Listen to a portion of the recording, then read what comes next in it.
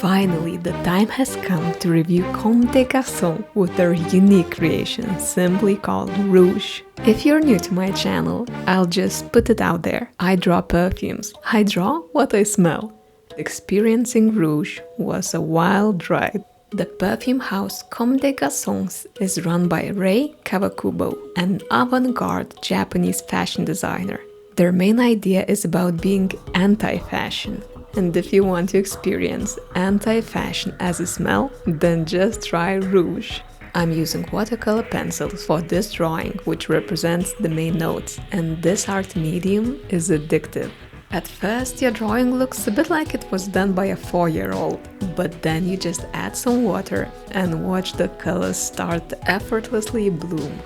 The main notes are beetroot, a beetroot-oriented perfume. If your stomach just turned, you can end the video here, it's alright. Other vivid notes are ginger, mint, and pink pepper. There's also a touch of incense, labdanum, and patchouli at the base.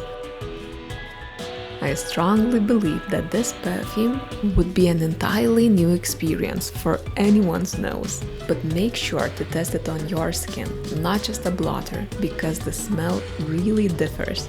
One of the first words that came to my mind about this perfume was grungy, as in alternative music and punky outdoor style. Rouge is dark, but without being too heavy or depressing. It's highly original.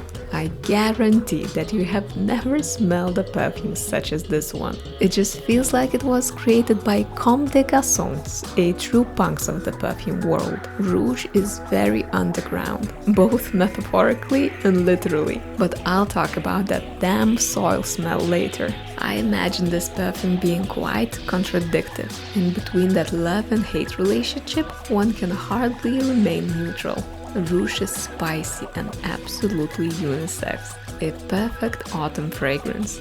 It managed to be deep and rich, but somehow weirdly fresh at the same time. A highly unexpected experience. I've been testing Rouge for nearly 10 days. I even wore it to sleep once. I tried not to look at the note during this whole time and let my nose decide what was hidden inside on its own. And one day, I could swear that Rouge felt really cooling and minty. And it's true, there's definitely a hint of mint in here. Imagine if a weirdest product was created. Beetroot-flavored chewing gum, a fresh, vegetable-oriented gem. And this product is lying in your leather bag, along with a used red lipstick and a pack of cigarettes. It does smell like that red cosmetic waxiness and cold tobacco leaves. I know it sounds uncanny, just a few weirdest bag contents. Ever since the quarantine began, I was a part of a local Facebook group called Quarantine Kitchen. People would share their strangest culinary endeavors in there, and one particular trend was slowly beginning to surface: edible flower pot dessert. Basically, you combine chocolate and crushed cookies and make your design look as inedible as possible.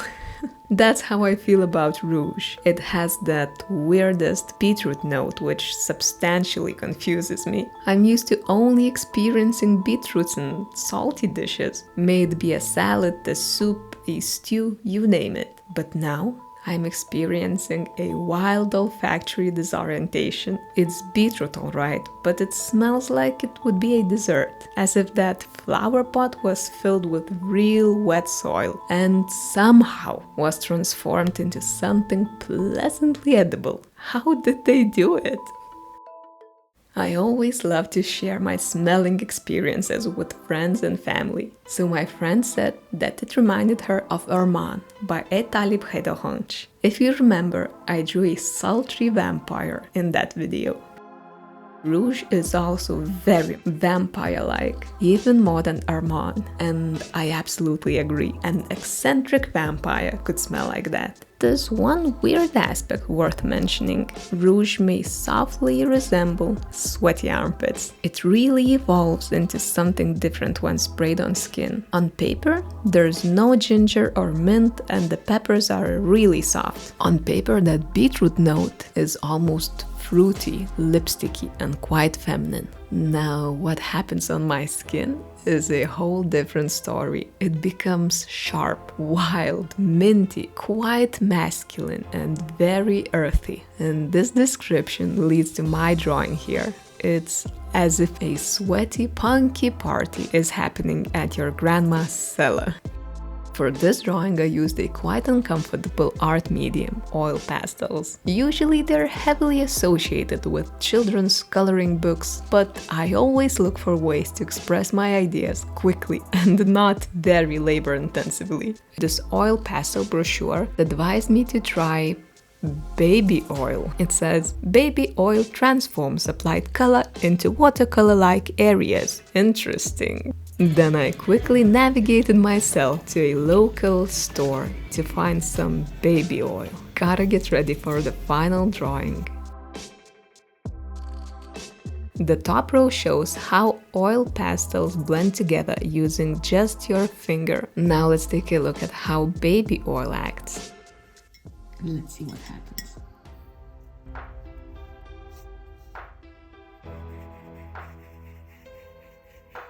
So it did blend the color into paper and left a big oily stain, and mixing two different colors with baby oil was a fiasco. I then abandoned my hopes of using baby oil for my final piece and just sketched a few options. Despite everything I've said about Rouge smelling like armpits, I absolutely loved it. It's weird, unexpected, a true ever-changing chameleon. It's dark and gothic without being too heavy or too unbearable. A very faint sweetness mixed with earthy freshness, spicy and slightly lipsticky. Amazing.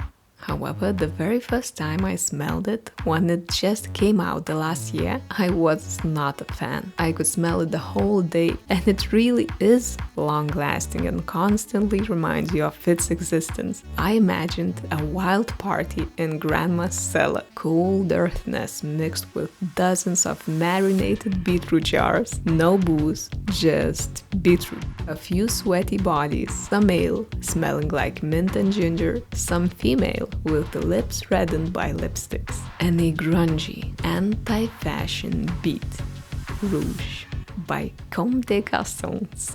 Thank you so much for watching, and hopefully I'll see you this year. Bye!